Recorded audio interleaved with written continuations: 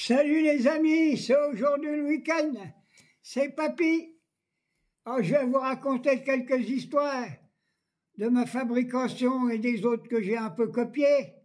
Je vais m'adresser principalement dans les maisons de retraite, parce que les petits vieux doivent s'emmerder quand même, hein, ils n'ont pas grand-chose à faire. Hein. Les petits-enfants, ils les laissent souvent de côté, les parents aussi.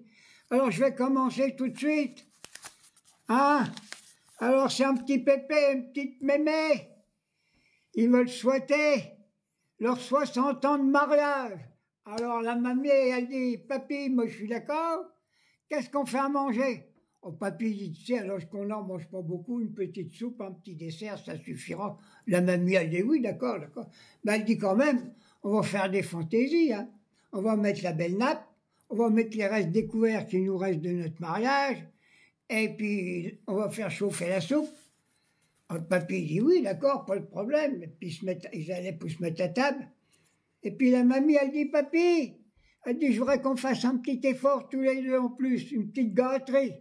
Elle dit, qu'est-ce que tu veux, ma petite Marie-Louise? Elle dit, je voudrais qu'on soit chacun à un bout de la table et qu'on se mette tout nus tous les deux. On discute chacun à un bout en mangeant la soupe et tout ça.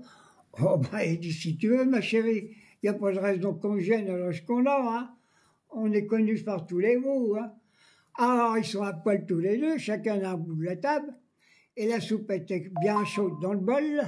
Et puis, d'un seul coup, ma mère a dit, dis donc, mon petit Gustave, je sais pas ce qui m'arrive. Plus je te regarde, plus je t'aime. Je t'aime plus que quand on avait 20 ans.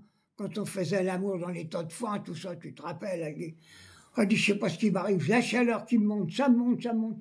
Oh, mon papy, je t'aime, je t'aime.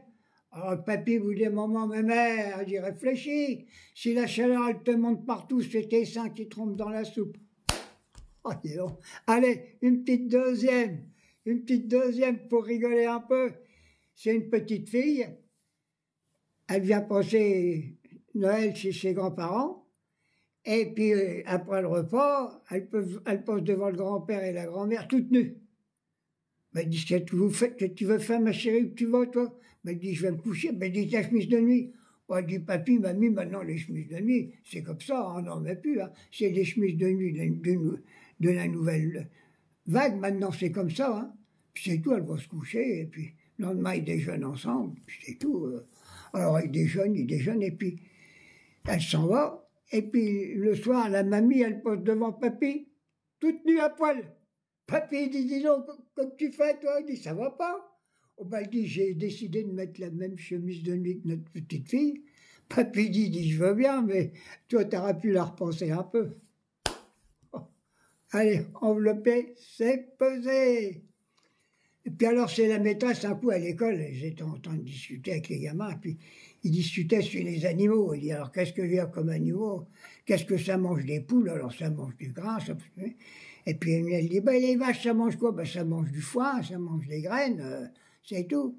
Et puis, il y a un gamin qui dit, je voudrais savoir, qu'est-ce que ça mange les ours? Ben, la maîtresse, elle dit, ça mange du miel, c'est un peu carnivore, tu vois. Puis il y en a un au bout de la table, il dit, non, non, madame, les ours, ça mange des oignons, plein d'oignons, beaucoup d'oignons. Oh, la maîtresse, elle dit, pourquoi? Où c'est que t'as appris ça? Ben, il dit, j'ai entendu papa qui disait à maman hier soir, viens ici que je te bouffe l'oignon avant que tes ours ils arrivent. Allez, non, on a encore une.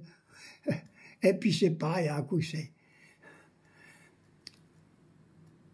un inspecteur qui arrive dans une classe, puis la maîtresse, elle dit, puis je leur apprends pas grand-chose, que je vais me faire recaler. Alors la maîtresse, elle dit à l'inspecteur, il faut leur mettre au tableau, ils savent pas lire sur les livres encore. Alors il y a un grand tableau avec une craie. Puis la maîtresse, elle avait un peu la trouille. Alors l'inspecteur, il écrit le mot règle. Puis il savait pas, la institutrice derrière l'inspecteur, elle lève la règle. Règle! Ah bah c'est bien. Puis après, d'un seul coup, il écrit crayon. Puis les gamins crient, puis la maîtresse, du coup, elle lève le crayon, puis ça y est, crayon! Ça marche impeccable. Et puis là, d'un seul coup, l'inspecteur, il écrit ascensoir.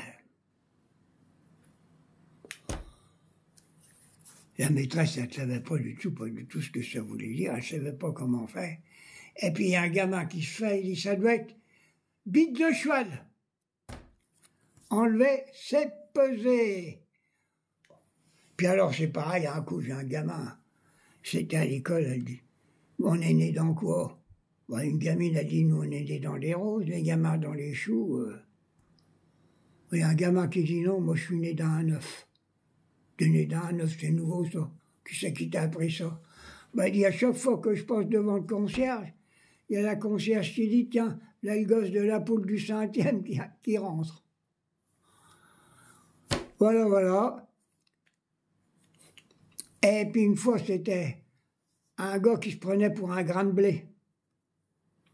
C'était Macron, du coup ils l'ont mis dans un asile pendant 3-4 mois, puis il y avait des psychologues, tout ça, des psychiatres qui l'interrogeaient, tout ça. Il dit alors, Emmanuel, t'es toujours un grain de blé.